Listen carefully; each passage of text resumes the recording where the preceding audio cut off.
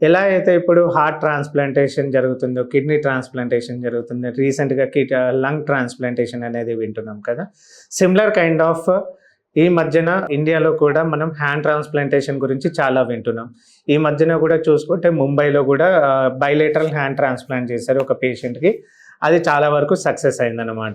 So hand ట్రాన్స్ప్లాంటేషన్‌కి ఎవరు eligible అంటే first of all ఎవరికైతే 2 చేతులు ఉండవో, వాళ్ళ పని వాళ్ళు చేసుకోలేరు. సో అట్లాంటి వాళ్ళకి మనము డోనార్ నుంచి ఎట్లయితే మనం హార్ట్ కానీ, కిడ్నీ కానీ ఎవరి నుంచి అయితే మనం పేషెంట్స్ నుంచి తీసుకుంటామో, సిమిలర్‌గా మనకి డోనార్స్ ఎవరైతే ఉంటారో వాళ్ళ నుంచి మనము ఇది అనేది కలెక్ట్ చేసుకోగలుగుతాం. ఆ కలెక్ట్ చేసుకున్న దాన్ని 6 అవర్స్‌లో మనము ఎక్కడి నుంచైనా కానీ మనము ట్రాన్స్‌పోర్ట్ చేసుకొని, ఆ సర్జరీ అనేది పర్ఫామ్ చేసి ఆ నరాలకు సంబంధించింది టెండాన్స్, బోన్స్ ఎక్కడిదక్కడ ఫిక్స్ చేయడం వల్ల within 1 year or 1.5 year proper rehabilitation and immunosuppressive థెరపీతోని పేషెంట్‌కి మ్యాక్సిమం వరకు హ్యాండ్ అనేది యాక్సెప్ట్ అవుతుంది.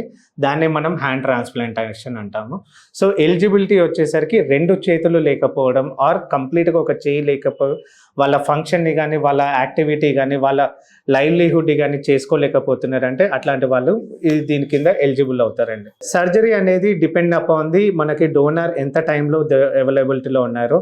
దీనికోసం ఫస్ట్ మనము రిజిస్టర్ చేసుకోవాలండి. ఫస్ట్ ఆఫ్ ఆల్ మన ఇండియన్ యాక్ట్ ప్రకారం, లా ప్రకారం ఫస్ట్ మనము ట్రాన్స్ప్లాంటేషన్ కోసం వెళ్తున్నామంటే ఆ గవర్నమెంట్ వెబ్సైట్ ఉంటుంది. ఆ వెబ్సైట్లో మనం డోనార్ కోసం రిజిస్టర్ చేసుకోవాలి.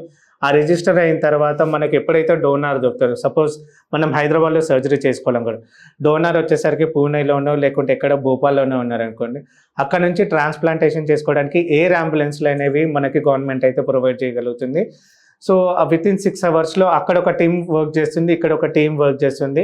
ఆ టీమ్ ఎప్పుడైతే మనకి హ్యాండ్ అనేది రిట్రీవ్ చేస్తారో, ఇక్కడ కూడా మనం అదే టైంలో హ్యాండ్ ప్రిపరేషన్ అనేది చేసుకొని అన్ని రెడీ పెట్టుకున్న తర్వాత వితిన్ టైం ఫ్రేమ్‌లో మనం దాన్ని ఫిక్స్ చేయగలిగితే చాలా వరకు మనం అనేది రీపర్ఫ్యూజన్ ఇంజరీ అనేది అవాయిడ్ చేసి పేషెంట్‌కి చాలా వరకు బెస్ట్ రిజల్ట్ ఇవ్వగలుగుతామండి.